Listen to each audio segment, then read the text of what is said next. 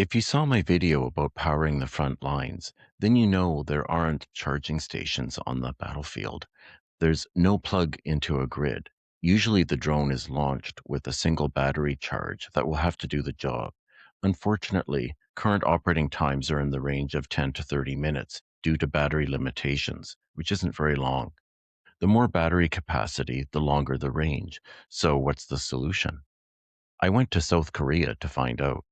And if you want to find out about the breakthrough that may become the next generation of battery technology, South Korea is exactly where you want to look. Home to LG, Samsung, SK, three of the world's leading and most innovative lithium ion battery manufacturers. The people working at Neo Battery have spent decades honing their expertise and manufacturing process and supply chain infrastructure. So, if anyone is to produce the next generation of battery technology, it's probably going to be in Korea. That's what brought me here to this facility at an undisclosed location, about 2 hours away from Seoul via high speed train. This is the pilot plant for Neo Battery Materials, which may be the most technologically advanced battery company operating in South Korea today. While it's neither the biggest nor the most well known, it might be the most important because they've managed to do something that the majors have been trying to figure out for 30 years and were unable to achieve at a commercial scale. Neo Battery has solved the silicone expansion problem. We'll dig a bit deeper into the science later on in this video, including a short animated explainer. But at its core, the batteries found in all your devices, your phone, laptop, robot vacuum, and so on, have been using the same anode material since the 1990s. That's graphite. It works, it's cheap, and it's completely maxed out. Silicone, on the other hand, can theoretically hold up to 10 times more energy than graphite, using the same amount of material. That means that your cordless vacuum could last for 5 hours instead of 30 minutes. Your robot would need to be recharged once a day instead of every 2 hours. And drone range and loitering time could increase tenfold. Today, I'm going to take you on a tour of this factory, and I want to preface this by saying that this is the first time any podcast or media outlet has been given access inside the facility. We'll walk the entire production line, see what materials go in at the beginning, and how they emerge as battery cells at the end. We'll spend 2 minutes explaining why silicone is so critical, get a look inside a battery testing room, and finally, visit the recently acquired expansion facility that NEO will be using for commercial production. This is a continuation of the story I started in my video about powering the front lines. The front lines need batteries, and this new technology could be the solution. This is the lobby, and they have a great display illustrating the production process from raw materials to finished custom-made batteries. On the left side are samples of the raw materials. At the other end of the table are samples of the batteries NEO is manufacturing, flat, rectangular pouch-style cells. They are precisely the type of battery cell you might find in a laptop or tablet, but the chemistry within is entirely different. These batteries contain NEO's proprietary silicone anode material, NBM side, rather than the graphite in conventional lithium-ion batteries. While graphite stores around 372 milliamp hours per gram, silicon can hold more than 3,600 milliamp hours per gram, a tenfold advantage at the material level. That's why we're here. But what's truly captivating are the two drones sitting here. They're from Ion, a Korean drone manufacturer and one of NEO's customers. NEO is manufacturing and integrating full battery packs with drone systems like these. The drone on the left with the wings is the reconnaissance model that circles, loiters, and observes. For this type of drone, mission endurance is everything. According to a recent NEO press release, their new battery nearly doubled the operating window. The second drone is a strike platform, which is designed to carry ammunition. This type of low-cost, expendable FPV attack drone is completely changing the nature of modern warfare. They can neutralize million-dollar armored vehicles for the price of a few $1,000s. But the range, speed, and endurance of these drones are limited by their battery life.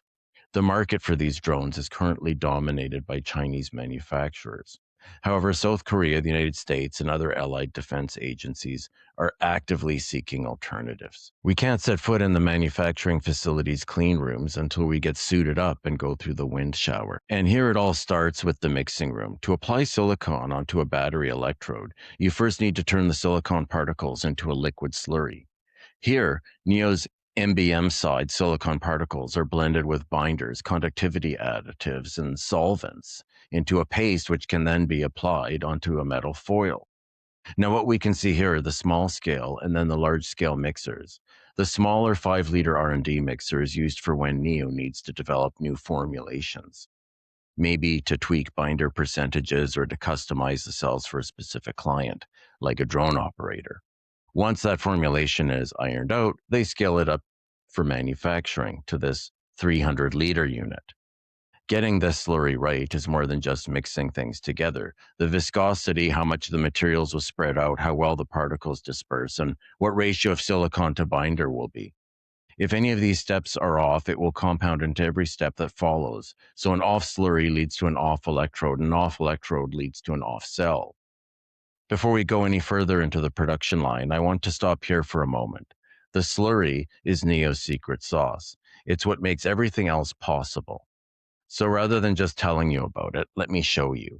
Next up is a quick 2-minute explainer on exactly what's in that slurry, why silicon changes everything, and the specific breakthrough that makes Neo's version actually work. Every battery-powered drone has the same problem: time. The battery runs out, the mission ends. And for 30 years, the solution has been the same material inside almost every rechargeable battery on the planet: graphite. It's stable, it's cheap, it's reliable, but it has a ceiling. Graphite stores about 372 milliamp hours of energy per gram. That number hasn't changed, and it's not going to. Silicon stores more than 2,000 milliamp hours per gram. That's nearly 6 times the energy in the same weight of material. If you could swap graphite for silicon in a battery, you'd transform what a drone can do. There's just one problem. Silicon expands. When it absorbs lithium ions during charging, it swells by up to 300%. After a few charge cycles, it cracks. The battery degrades rapidly. That's why silicon has been a laboratory curiosity for decades. Enormous potential, but too unstable to use in the real world. This is NEO Battery's breakthrough, a composite nanocoating layer engineered at the nanoscale that encapsulates every silicon particle. Think of it as a flexible cage. When the silicon expands, the coating expands with it. When it contracts, the coating holds everything together. The structural integrity of the electrode is maintained, cycle after cycle. Those coated particles are mixed into a slurry and coated onto metal foil, creating an electrode with silicon's extraordinary energy density, but with the stability that real-world batteries require. The result? Validated in live field tests. Nearly double the flight time, 50% faster charging, and twice the strike range. Same drone, same weight, dramatically different capability. That's what happens when you replace graphite with silicon and solve the problem that's kept silicon out of batteries for 30 years. Okay, now that you understand what's in that coating, the rest of the production line is going to make a lot more sense. Let's keep going. From the mixing room, the slurry moves into the coating room. This is where the chemistry becomes a physical component. Depending on which electrode is being made, the foil substrate is either aluminum or copper.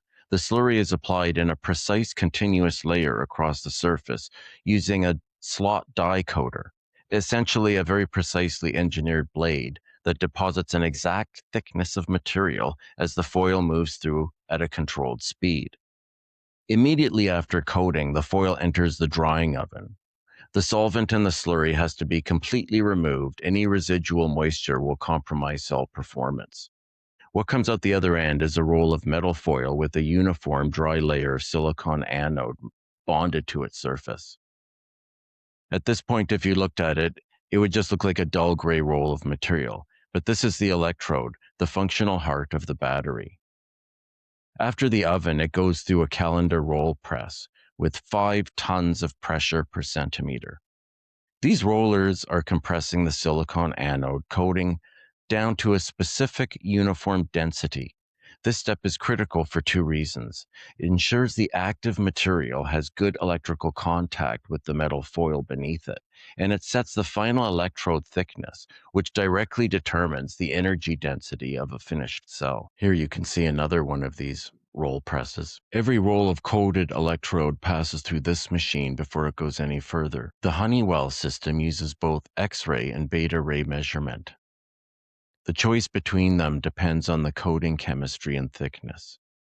Together, they're checking coating thickness, coating density, uniformity across the full width of the foil, and the presence of any defects like pinholes, cracks, or thin spots. Any roll that falls outside specifications gets flagged here and doesn't go forward into cell assembly. There you see the ovens above. After another wind shower, we're in the next clean room. We're now in the driest room in the facility, the assembly dry room, held at a dew point which is drier than the Sahara Desert. This is where individual electrode plates become finished battery cells. Rolls coming off the coater are wide enough to accommodate multiple battery sizes in parallel. The slitting machines first cut the roll lengthwise into narrower strips of the right width for the specific battery being produced. Then the strips are cut into individual electrode plates, each one the precise dimensions needed for that cell format. This is where Neo's made-to-order manufacturing model becomes visible. A surveillance drone battery and a strike drone battery have different form factors, different capacity requirements, different discharge profiles. Each order gets its own electrode dimensions cut from the same high-quality coated foil. This is the stacking machine. Between every anode and cathode plate, a thin white sheet of separator material is placed, a porous membrane that allows lithium ions to pass through while preventing the electrodes from touching and short-circuiting. The machine alternates anode separator, cathode separator, anode, building up the layers one by one. Camera-based vision systems are checking every single plate placement in real time. The alignment is precise within 0.01 millimeters. That's 10 microns. If an electron is slightly out of position, the stack is rejected because misaligned plates can create localized hotspots that lead to failure. Once the stack reaches the target number of layers for that cell's capacity, it's cut clean and sealed in a silver laminate pouch, the distinctive metallic enclosure you see on all of Neo's pouch cells. The cell is then sent for electrolyte filling and final sealing, and then out to the parking lot where the final testing is done. You might have noticed something unusual when you arrived. Those shipping containers in the parking lot, they're testing rooms. This is where the finished cells go through formation, the very first charge and discharge cycle of a battery's life. During formation, the cell is brought to voltage for the first time, and a thin protective layer called the solid electrolyte interface, or SEI, forms on the surface of the anode. For silicone anodes in particular, this step is critical. The SEI layer has to form correctly and uniformly to manage silicone's tendency to expand and contract during cycling. The reason this happens in shipping containers rather than the inside of the facility is due to the risk of fire. A lithium-ion cell is at its most unpredictable stage during its first charge. If something has gone wrong, a microscopic internal defect, a trace of contamination that has made it through quality control, formation is when you find out. The containers are individually isolated, equipped with fire suppression, and separated from the main building so that if something does happen, it stays contained. Each cell is tested on its own channel, charged and discharged under precisely controlled conditions, and monitored for voltage, capacity, and temperature. The cells that pass formation move on to packaging. Any cell that falls outside specification is pulled here before it ever leaves the facility. And that's the tour, from raw silicone to a finished battery cell. Before we leave, we drive over to something that wasn't here a few months ago, the expansion site. In March 2026, Neo closed on a 3.2-acre parcel specifically acquired for commercial-scale battery manufacturing. This is where Neo intends to build out full commercial pouch cell production lines. I'm standing beside the CEO, Spencer Ha, and another Neo manager. Western and allied governments have been phasing out Chinese-sourced batteries from defense procurement and adopted new regulations that restrict the use of batteries from Chinese entities in defense applications. The goal is to source every raw material and component outside of China and other foreign entities of concern. The downstream customers NEO has in mind are manufacturers in the countries such as the United States, South Korea, Taiwan, and Japan, all countries where governments have made it clear that supply chain independence in drone technology is a national security priority. If you found this video useful, and this is the kind of content you want to see more of, please take a second to like this video and subscribe to the channel. It genuinely makes a difference, and I greatly appreciate it. Until next time, bye for now.